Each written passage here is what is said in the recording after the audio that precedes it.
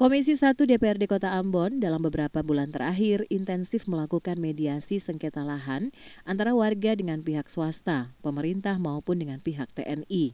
Mediasi dilakukan untuk memberikan kepastian hukum dan keadilan bagi masyarakat.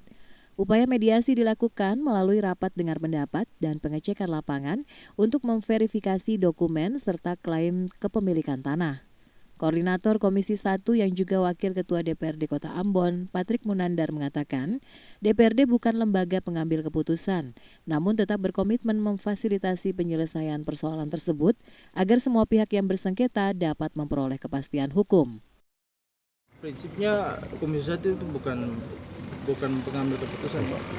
Kita panggil semua RDP, rapat dengar pendapat bersama semua terkait, lalu kita cari jalan keluarnya. Jika memang tidak ada jalan keluar, ya kita kembalikan ke pengadilan untuk memutuskan.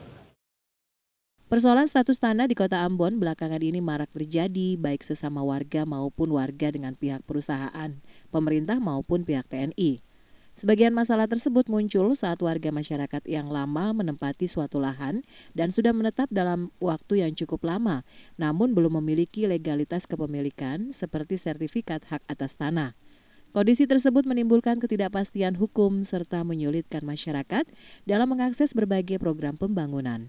Ketidakjelasan status lahan juga terjadi karena belum adanya dokumen pelepasan resmi dari berbagai pihak yang bersengketa. Situasi ini mendorong pemerintah desa negeri bersama masyarakat mengajukan permohonan penyelesaian kepada pemerintah daerah dan DPRD Kota Ambon. Ongen Limba, Andre Oktolsea melaporkan.